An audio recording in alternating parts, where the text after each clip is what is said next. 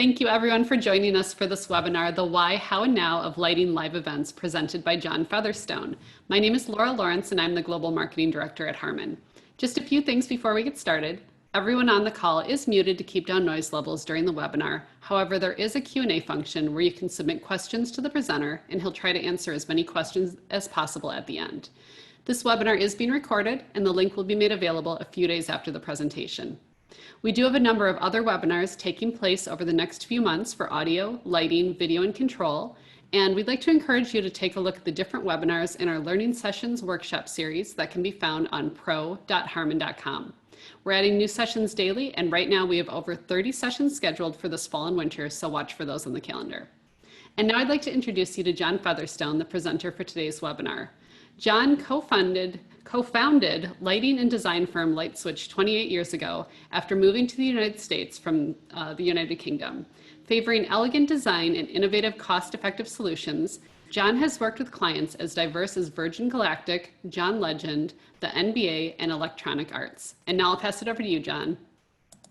Thank you for that nice setup, Laura. And thank you to Harman for supporting this great series, to Laura, Mallory, Heather, Brad, and the entire Harman and Martin team for curating these discussions and providing an amazing resource library that I think is going to be one of the great opportunities where we've made lemonade out of lemons. And most importantly, thank you to all of you for giving up some of your day. I hope I make it worth your while. So what are we going to talk about? We're going to talk about three things. The why of shows. I don't just mean to pay the bills, but as humans, why do we crave shared experiences? What goes on with our psyches? The how of that. How at Lightswitch do we use that knowledge to create compelling experiences, and what learnings can we share from some of our projects? And third, the now. When we can't do that in the midst of these times where the word unprecedented is used so many times, that's unprecedented. What can we do now?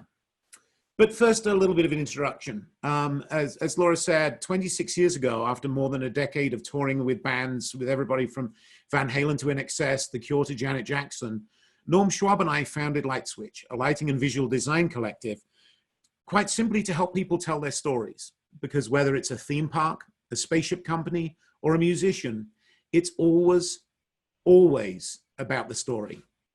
Since then, we've been fortunate to be joined by partners and principals Howard Warner, Brad Malkus, Chris Medvitz, Tyler Elick, Warren Kong, and Tracy Deer, and we've grown from two guys at a kitchen table into a talented, dedicated, and diverse team of more than 50 designers, project managers, associates, and support staff in 6 studios, in 6 cities worldwide. Design, production, logistics, support, a collaborative enterprise designed to support people in doing their best work. We work in a number of self-defined fields: entertainment, theater, concerts, television. Environments, everything from exhibits to theme park attractions to trade shows. Events, corporate experiences and meetings, special events, celebrations, and attractions. Museums, both permanent museum projects for a wide range of diverse clients, both from traditional museum environments to immersive new generation museums, and traveling exhibits. Everything from Tutankhamun and the Golden Kings, Numbers in Nature, and Treasures of the Vatican, to name but a few. Our architectural division focuses on lighting design for the built project, but with a theatrical flair and a focus on storytelling. Everything from high-end residential to projects like the New Writers Theater, Facebook's Simply Massive MPK building, and corporate headquarters and visitor centers. Lots of hospitality projects, everything from Lucky Dragon to the renowned Single Thread to environments at the Hong Kong Jockey Club. But let's take a brief look at some of our work.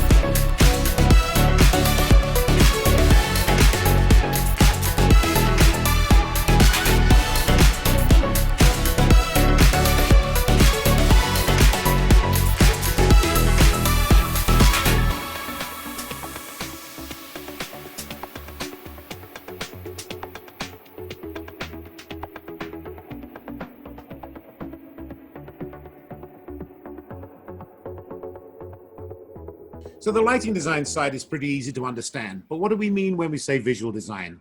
Well, that's everything from production design for concerts and TV projects, as well as corporate events, to creating bespoke experiences for discerning clients to tell their audiences defined stories, because as I mentioned before, it's all about the story. This also includes helping our clients conceive and execute memorable garden holiday experiences. More on this market later. So back to the subject at hand. Why do we like to gather? I don't think for any of us, this period of enforced physical separation from each other has been pleasant or natural. Why do we feel this deep need to share experiences? And I think understanding this helps all of us do our jobs better. We're conditioned as a species to gather and to share. From the favelas of Brazil to the European super elite to the Karo tribe in Ethiopia, we're all called to gather. After all, shelter in place wouldn't be so hard otherwise. Why? Why is this? What goes on in our psyche? Animals, especially mammals, are genetically conditioned to exist in groups. Of course, some of this is for nurturing, raising of young, safety, and hunting, but a lot of this is simply because we enjoy it. And there is some really good science to support the enjoyment part too. Taking a look back into what's now referred to as event studies, we find anthropological research into the notion of human rituals. This really goes back to 1969 when anthropologist and clearly avid eyebrow enthusiast Victor Turner took an existing ritual theory and described something he observed as communitas. Bear with me, this gets a little complex for a minute. He suggested, and I tend to agree, that there are stages to a ritual, whether that ritual is a wedding or a funeral or a concert or some other kind of shared experience. It begins with being separated from the normal, then there's a transition into another realm of experience, then ends with reincorporation into everyday life. Turner found that when people are together, they make that transition into this new realm and suddenly have something very unique, but very special in common. A togetherness is formed, and this is called communitas. People experiencing the same event at the same time in the same space become, in that sense, equals. And this has tremendous binding power. There's been a lot of research that supports the existence of these communitas, these groups. You already know they are real. You've all experienced them. High-fiving a stranger next to you at a team sporting event. Soldiers returning from war that feel closer than brothers. I mean, the entire Breakfast Club, for God's sake. Shared experiences have the ability to fuse people together. Sometimes people who wouldn't even have made sense together as a group outside of that context. Now that's powerful, this notion of a shared journey that you go from structure and through a process of separation to kind of anti-structure and this notion that he referred to as liminality before you return. So the final stage of this process he described is called reversion or return. It's when a ritual or an event comes to a close, the participants must revert back to normal life, and an individual goes from a special state to an ordinary one. So for planned event experiences, you want people to feel a sense of change. If there isn't one, then the experience was neither special nor memorable. Those feelings can range from accomplishment to renewal, even to loss. I'm sure we've experienced that after having a remarkable concert or theatrical experience or a shared family opportunity. Imagine the feeling of missing colleagues and friends after a concert or conference. That loss of community, communitas, is what drives people to attend future events. These feelings are what brings meaning to the experience, and they enrich our lives, and that feeling, frankly, is addictive. Sure, social experiences can happen wherever and whenever people are, but planned events, what we all do, exist solely to facilitate these types of experiences. A planned event is a way to control these experiences and use story to connect. Meaning can be found in any event, but how meaningful that event is depends on the manner in which people are involved and how engaged. No matter how small, an event experience has the power to engage people, let them escape the ordinary, and build relationship. Meaningful experiences are what make up a meaningful life. Turner called this modality of shared experience liminality. Liminal, the opposite of subliminal, I suppose. The attributes of liminality are necessarily ambiguous. Liminality entices entities are neither here nor there. They are betwixt and between the positions assigned and arrayed by law, custom, convention, and ceremonial. What he means by that is remarkable shared experiences are ephemeral and magical and transport the experiencer beyond the everyday. But what evidence do we have of that? So a study in the journal Psychology Science suggested that shared experiences bring us together in ways that even more optimal solo experiences do not. To test this hypothesis, the Harvard Science Laboratory took 68 participants and broke them into groups of 4. One person from each group was sent solo to watch a really amazing video of a talented magician performing amazing illusions for an appreciative audience. The other 3 were assigned to watch a boring clip of low-budget cartoons that repeated. Everyone was even told whether they were assigned to watch something boring or something really cool. Afterwards, each foursome was led to a room and told, talk amongst yourself, share your experiences. The researcher left the room and returned minutes later. He gave the subjects a survey consisting of 2 questions. How did you feel during the experience that took place? And how do you feel right now on a scale of 1 to 100? Perhaps surprisingly, people who watched the extraordinary video felt worse than those that watched the ordinary video by over 10 points. And they felt excluded by more than 30 points on average. Why? Because we love sharing experiences and stories, even less than great ones. There's something about coming together in groups to share an experience which is hardwired into our brains. My dear friend and very talented designer, Herrick Goldman, defined this well and appropriately with a story. Herrick was working in Africa and, of course, took the opportunity to go on a safari. Who wouldn't? One evening, they were with their tribal guides, and they were asking what everybody did. Herrick said he was a lighting designer. Blank faces, no point of reference. He said he worked in a theater. Again, this made no sense to anybody. But when Herrick said he helped people tell stories, it was smiles all around. And then, of course, a request for a story, which, knowing Herrick as I do, I'm sure he obliged with enthusiasm and aplomb. Storytelling is universal. All right, so we touched a little on the why. Why do we do this? To share experiences, to engage, and to tell stories. How do we do that at Lightswitch? Let me share 3 examples that have a defined arc of story. First, illumination. Illumination transforms the Morton Arboretum into Chicago's premier award-winning holiday season destination and is conceived, created, designed, and executed by Lightswitch in collaboration with our partners ILC and Easy Live Audio. Guests of all ages are invited to explore the winter landscape on a 2-mile-long walk through 75 of the Arboretum's 1,700 acres. These are all animated and activated with dynamic vignettes of light, projection, and audio.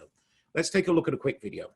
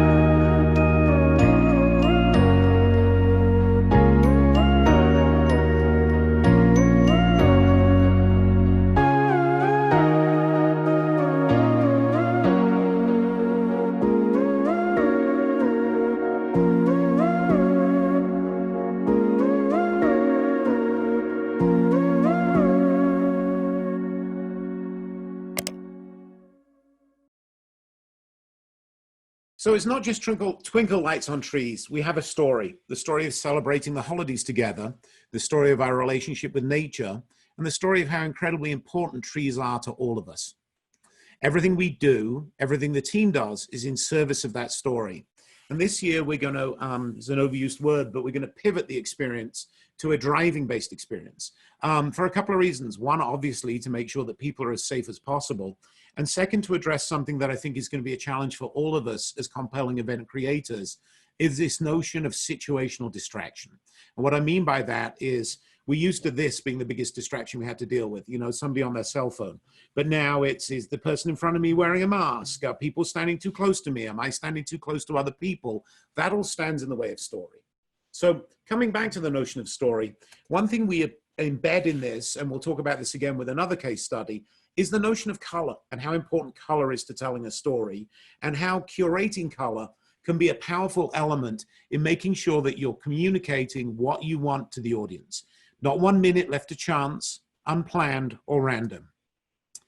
Illumination is also a variation on different kind of themes. It's sometimes a quiet and contemplative story with restrained use of color and thoughtful use of text and messaging. Sometimes it's a celebratory and colorful romp with bright, bold colors and uplifting music to excite and enthusiasm.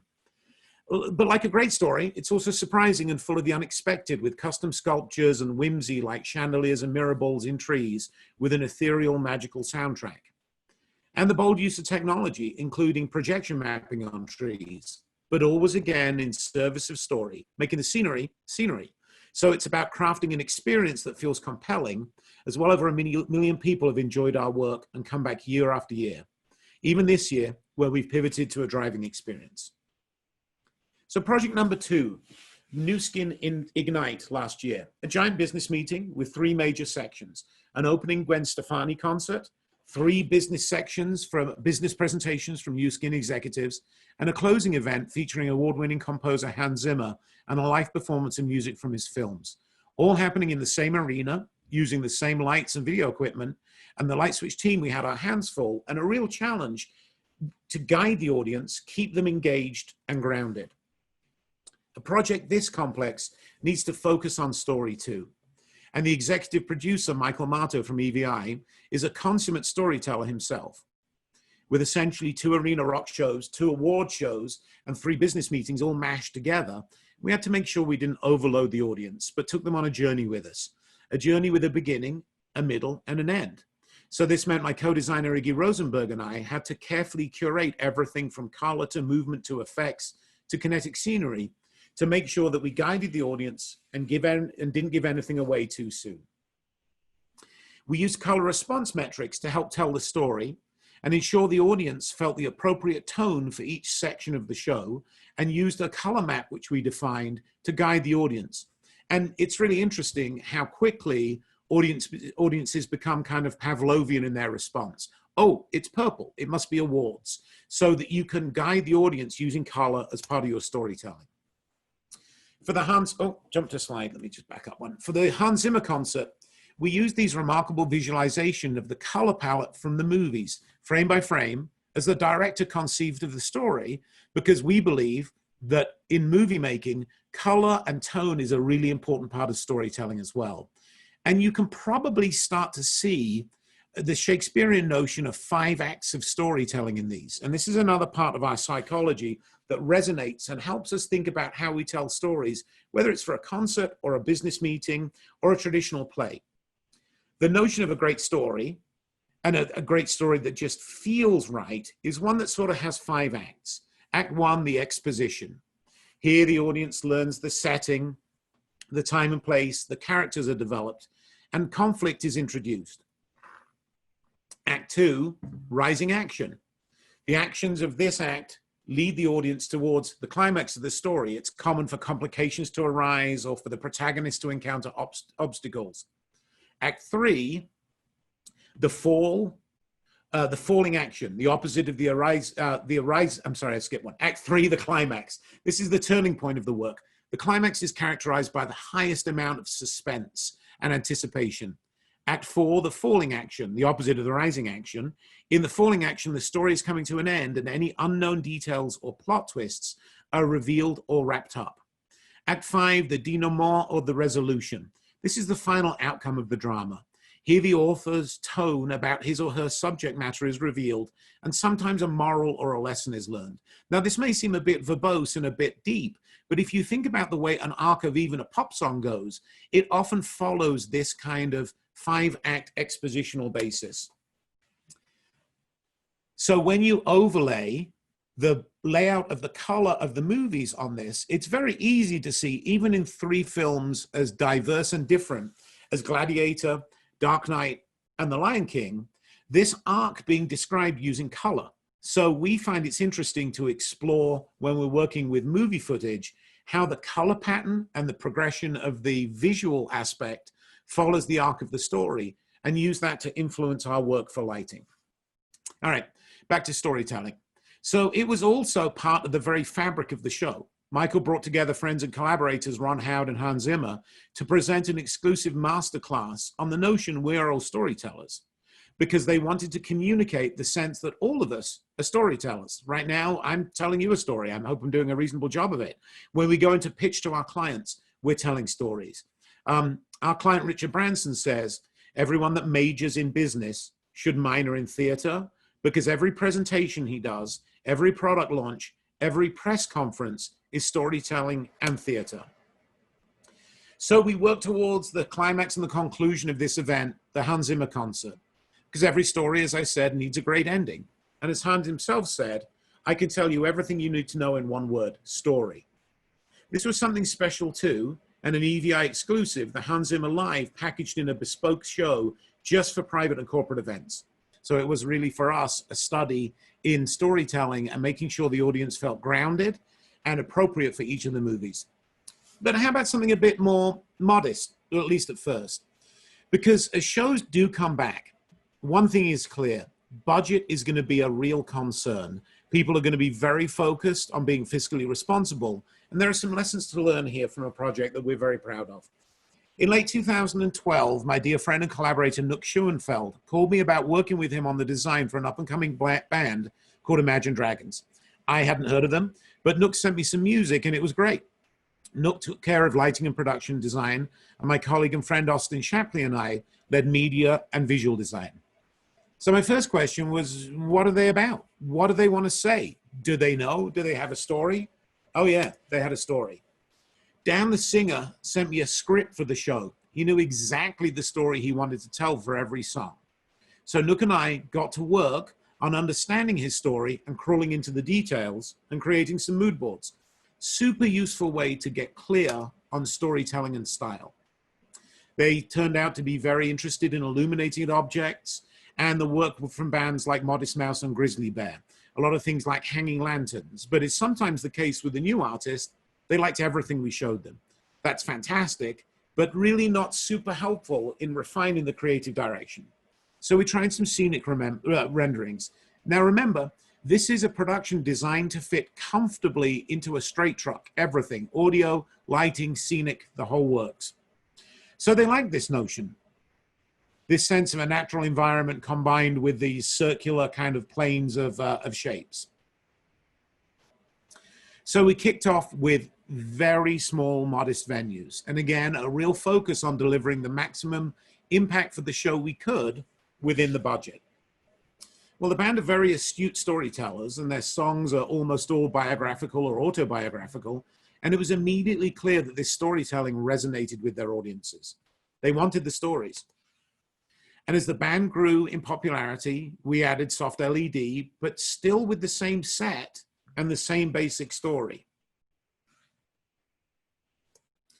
And ultimately, the band grew and developed into arenas. But here's the thing. Every time the band grew in scale, we kept to the same story. We didn't have to reinvent, we simply evolved. And other than the 3 pieces of soft goods, every piece of equipment that was built or purchased for the club and the theater tour ended up as part of the arena tour. So by staying anchored in story and authentic to the story, we were also able to be really financially responsible.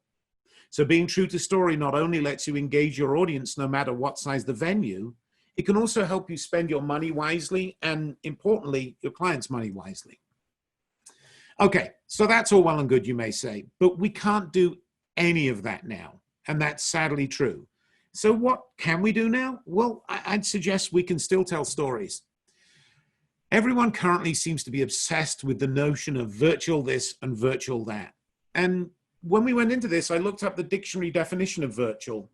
And to me, none of this sounds terribly interesting and certainly has nothing to do with telling stories and creating interesting and engaging experiences. The notion of something that's a virtual impossibility or has come to a virtual standstill seems a little close to the truth at the moment. And the idea of virtual makes people feel like it's something that happens remotely and ethereally away from them. But the key word there that I come back to is remotely. So I think it's interesting to think about the notion of remote experiences rather than virtual. I've experienced a lot of people in seeming near panic about this, as it all seems so new and so daunting. I'd suggest it isn't, especially when you stay true to story. And the notion of remote experiences is certainly not a new concept. The Lascaux cave paintings in France from 17,000 years ago, you could say they're a remote experience about going on a hunt, and were definitely storytelling. The 11th century Bayeux tapestry, a remote experience about, amongst other things, the Battle of Hastings. It's almost like the world's first PowerPoint presentation. But the biggest, and possibly still the most technically complex remote experience, well, it was 51 years ago, when 1/4 of the world's population watched Neil Armstrong set foot on the moon, and in black and white, no less. So I think it's important as event professionals, we help our clients calm down, stop panicking, and think about what they want to say and why before we get too hung up on the technology of the how. Now, I don't know about you, but I'm getting pretty tired of days full of this and this. I think all of our audiences are getting tired of that too. So what can we do instead, especially now things seem to be starting to open up a little bit? Well, one interesting story that I think we can pull upon is as we were going into the COVID-19 lockdown, my partners, Chris Medvitz and Norm Schwab, were working together with another consummate storyteller, Marty Brinkerhoff of MBA, on the creative for the Hyundai 2021 Elantra Global Live Reveal. This was originally conceived as an event with an audience, albeit small, but pivoted into a remote-only experience. And I think this is how we're going to get out of lockdown too, with experiences that are designed to be flexible and change as the dynamic of the pandemic changes. This show also addressed a real problem for remote events, distraction. At an in-person experience, the biggest distraction, as I mentioned before, is someone next to you on their phone or you on your own phone. But now it's Netflix, kids home from school, spouses home from work, the dog, laundry, the mailman, the list goes on and on. Let's look at a quick video.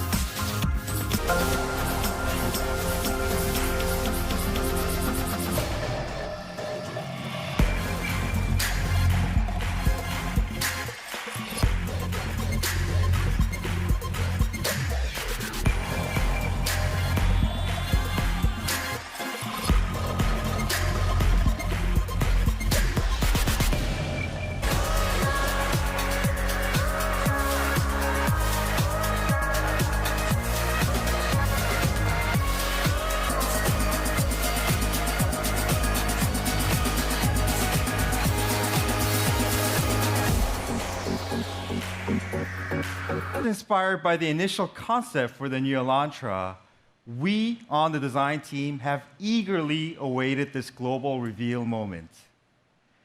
Now, let's go back to the past for a second. In 1990, exactly 30 years ago, the first Elantra made its world debut full of passion and aspiration. It seemed that nothing could dent its confidence, even if that something was a Porsche. As Hyundai's first sports... So this is interesting because it was staged to feel like a real experience, nothing virtual here. It was shot like a live event, not a TV show, and complete with IMAG, Voice of God, play-ons, all of those kind of visual clues that the audience is familiar with. Marty was very clear on the story he wanted to tell, and he didn't want to tell a story about something virtual. In this case, he wanted to make you feel like there was a real show going on that you were unable to get to. And I think this is a really interesting case study to discuss with clients for how they want to stage their events. So this wasn't a quick, let's just do a Zoom kind of event. And the metrics were impressive. 154 major press articles, a reach of more than 23 million, and a judged brand opinion or net producer score of 98%. The reveal generated more coverage than Hyundai's 2017 and 2018 LA Auto Show press conferences. 70,000 viewers for the live stream and another 210,000 views in the first week alone. The 2021 Hyundai Elantra received more than 10,000 pre-orders on its first day, an all-time record. That's 10 times greater than the pre-orders from any previous event. And this occurred in a sales climate where consumers' demand for sedan-based cars is sharply falling. So this was no placekeeper event, and is large part because it was designed to entertain, engage, and tell a story in the midst of a really cluttered marketplace. And looking to hybrid events, introduction of elements like virtual venue design and integrating an audience, and it's in this work by Faber AV from Europe, adds a sense of location and context for story. And as designers, in many ways, this liberates us from the constraints of the physical. We can truly make the room feel any way we want, but we need to think about how we engage the audience and bring them into the room and make them feel part of the story. Again, remote, not virtual. And this work from our partners at Remote XR adds critical cohesion and detail too. This might look just like tech for tech's sake, but things like the interface with the physical world, in the case of the demonstration of the exercise bike, and shadows and reflections in the digital sets, all help a sense of the real and get the technology out of the way of story. Well, and let me deviate from my own theme here for a minute and talk about something that we are all waiting for. Next. What's next? By this time next year, I hope we'll all be fully back to work, but I feel we have a promise to keep and an expectation to deliver on to our audience. After many, many months of learning and connecting remotely, we're going to need to offer distinctive experiences to people to entice them back out into the real world. We need to promise to our audience that we're going to deliver them something they can't see on Zoom. We're going to have to make sure it's a compelling experience. No snooze fest content, no boring interjections, no long drawn out preambles. We're going to need to create and deliver a dynamic experience. Something engages the audience's senses and makes them glad they came. A sensory feast, sight, sound, smells, touch, all of it. All of that stuff that we're craving for, and all of that things that we are conditioned to want from a deeply human experience. We're going to want an immersive experience. There's going to be situational distraction. As an audience member, I'll be easily distracted. Don't let that happen. Keep me engaged. You know, there's a quote I love from one of my favorite movies, Inception. Leonardo DiCaprio's character, Dom Cobb, says this quote: "What's the most resilient parasite? A bacteria, a virus, an intestinal worm? No, it's an idea. Resilient, highly contagious. Once an idea has taken hold of the brain, it's almost impossible to eradicate. An idea that's fully formed, fully understood, well, that sticks right in there somewhere. And for me, the idea that sticks right in there, the most resilient thing, is always anchored by story. So why? Because as a race, we love to share stories and to connect. From the favelas of Brazil to the European super elite to the tribes of Ethiopia, we're called to connect deeply. And I think we're all sharing a longing for that and a desire to get back to that sense of deep human connection. How do we do this? By staying true to story and honoring our audience's needs to connect, to share, and to learn, to have those kind of experiences that we can resonate with, become the comunitas I spoke about before, a group of people that share an experience that sticks with us, that we love, that we enjoy, and that we can speak about for years to come. And now we're going to breathe. We're going to remain safe harbors for advice and rational thinking for our clients. We're going to remember that none of this is new. We're going to focus on creating remote experiences over virtual anything, and think about experience and our experiences that we can craft over what's quick or easy, and we will prevail. So that's how I see some of the why and the how and the now. But now I've talked for far too long, and one of the things I enjoy most about these sessions is Q&A. So let's give somebody else a turn, and if anybody has anything they want to ask or bring up for discussion, let's start a chat. All right, we do have some questions. So the first one is, as a lighting designer, how often are you active in the creation of the story for an event, or are you primarily working on the story of your lighting design as it relates to the overall show? Well, I think that's a great question. And I think as a creative professional, the projects I enjoy most are when I feel most engaged in the creative process. You know, we're all creative individuals. You know, I would imagine everybody on this call works in a creative field. And I think when we're asked to participate more robustly in the process, it's more rewarding. So obviously there are occasions when people come to us and they have a fully crafted story they want to tell. Dan Reynolds from Imagine Dragons is a great example of this, that he knew exactly the story he wanted. But I think part of what we're challenged to do and our opportunity as creatives, whether we're lighting designers or video designers or programmers or any part of the creative support process, is come up with solutions to take that story and constantly amplify it. I think that's why most of us, certainly I am, drawn to collaborative situations where we work together with people. So I think I strive to find projects that maximize the ability for everybody's input in the storytelling process. All right, next question. Is there special software you use for building a story, such as for mood boards or revealing the colors from a movie? Yeah, that's a great question. There are a couple of really good creative resources in that regard. In terms of color exploration, there's an Adobe product called Color, a really imaginative name, that lets you filter and sort color in and out of images that come together to create both complementary and contrasting color palettes. I frequently start though with just a pencil and a piece of paper and go back to this notion of the 5-axis storytelling and draw out an arc. You know, often, you know, well, get my finger where you can see it, an arc that kind of does that I had on that slide, which is the arc of storytelling, which we seem to be really resonant with and be conditioned to expect, and make sure that I'm pacing what I'm designing in a way that respects that nature of an evolving story and make sure that it's paced correctly. The color palette itself is obviously project dependent, you know, and a lot of the time in the corporate world is defined by the color palette of the enterprise we're working for. But even within that, I think there's always opportunities to develop color palettes in ways that are interesting. And another thing that I think is great as designers is to exercise right size restraint. It's why Iggy and I used that color map that I showed you for the New Skin project, because we wanted to be really restrained in our defined use of color.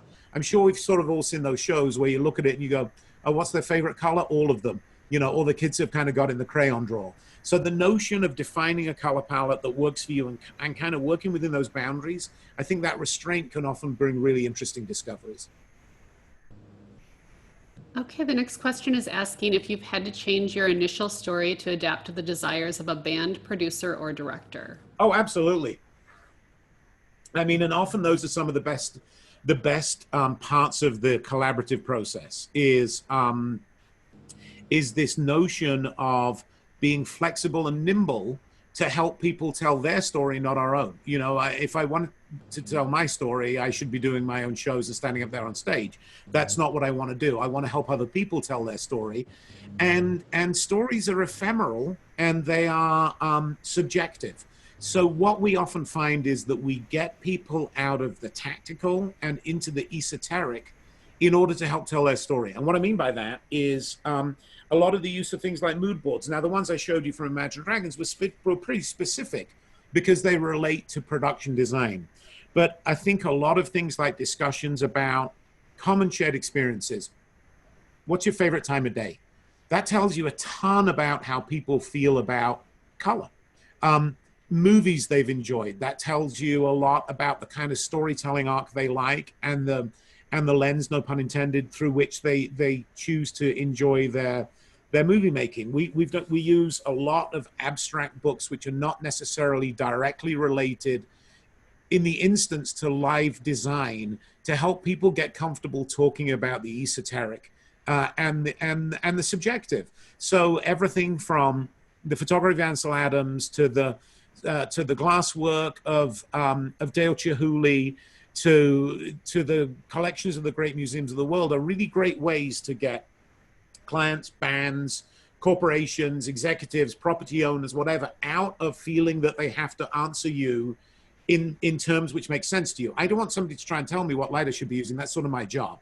What I want them to tell me is how we should be telling their story, and getting out of the tactical and into the esoteric is often a really good way to do that.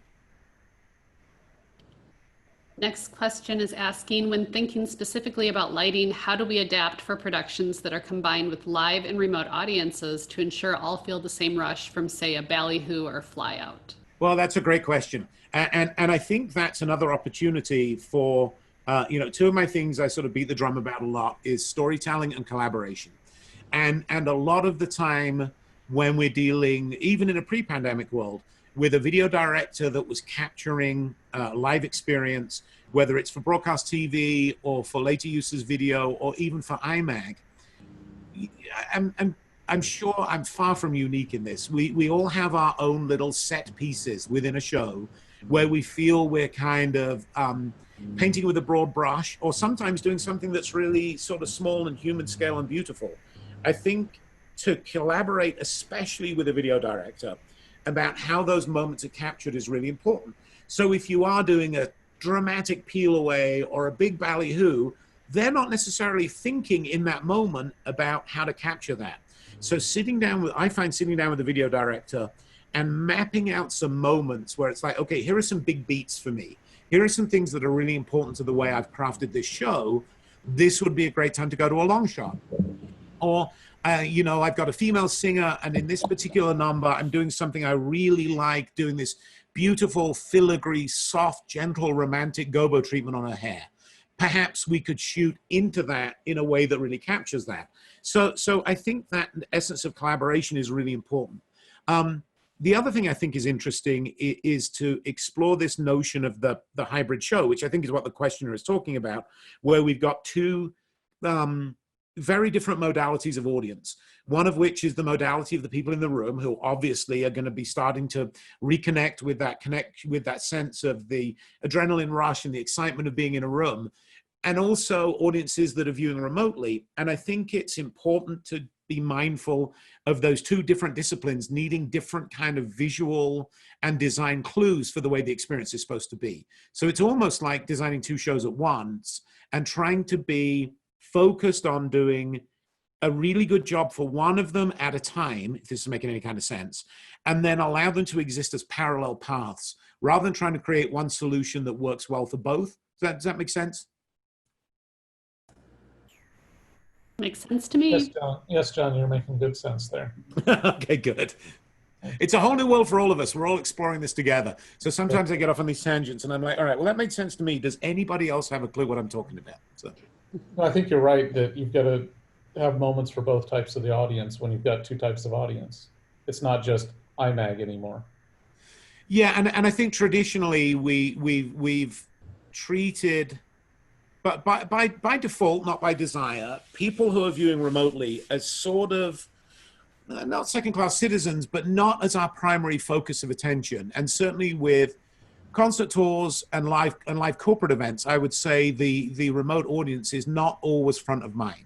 And I think as we start to get back into doing live events, and I'm delighted that we are seeing a definite uptick in the live experience, whether it's the amazing work that the guys were doing in Nashville with the drive-through live experience, whether it's the drive-in tours, whether it's a focus on smaller, more intimate experiences that then will lead into bigger experiences. This notion of people remotely experiencing is not going to go away. So if we want to, as an industry, engage our audiences and wean them back into this notion of the live experience, we're going to need to not turn them off from the notion of watching an experience remotely. So I think making sure that everybody has a roadmap for delivering both of those experiences is really important. We do have another question. How do you know that you and the client have a shared vocabulary that allows you to communicate accurately? Brilliant question. I think that goes back to some of the things I was talking about establishing a vocabulary which is free from the technical. You know, we all exist in a very technical world. I think one of the reasons why Brad and I get on so well, there's a bunch of reasons why Brad and I get on so well, but I think one of them is because we're both tech nerds. And we work in an industry that is full of techno speak. I think for a lot of our clients, that can be super intimidating. But these discussions about shared life experiences are a really great way to get out of the technical and into the shared experience. Most of our audience don't understand the technology either. You know, we still live in a world where an astounding number of people think that the equipment that is used for a concert tour belongs to the arena, not to the band, despite the multitudes of upstaging trucks parked outside. You know, I once had a concert performer tell me that he wanted this particular song to feel like 4 a.m. on a rainy Tuesday morning. And it was such a brilliant way to describe the emotion and feeling that he wanted for that, because it gave it a definite way to describe an abstract kind of setting. And I think making sure that you establish a vocabulary with the client is a really important part of developing a lasting relationship, and really, says he who's been talking almost without cease for the last hour, really let other people into the space so that they feel comfortable expressing themselves, no matter what their vocabulary is. I think it's at our peril that we don't allow our clients to communicate in their vocabulary and become familiar with that, and frankly, ask them what they mean. There's a bunch of clients that I've worked with that we've built very successful relationships by just being honest and saying, I'm really sorry, I don't understand.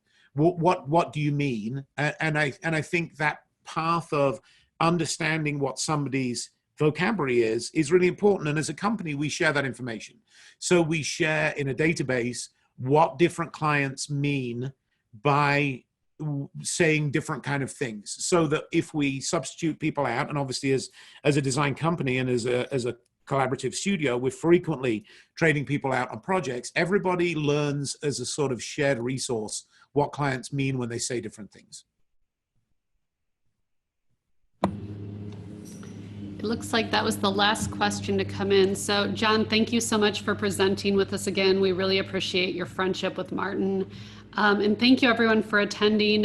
We know that you have busy schedules, and we certainly appreciate your continued support of our learning sessions. Great, and thank you for putting these together, Team Harmon. These are brilliant. Thanks, John. Thank you. And thank you, John. Thank you very much. It was a great presentation. And if you're interested in upcoming sessions, be sure to go on to pro.harmon.com, and we do have our calendar updated, so there's quite a few lighting sessions coming up. Great. Thank you, everybody. Enjoy the rest of your day. Thanks so much, Thanks, everyone. Take care. Bye-bye.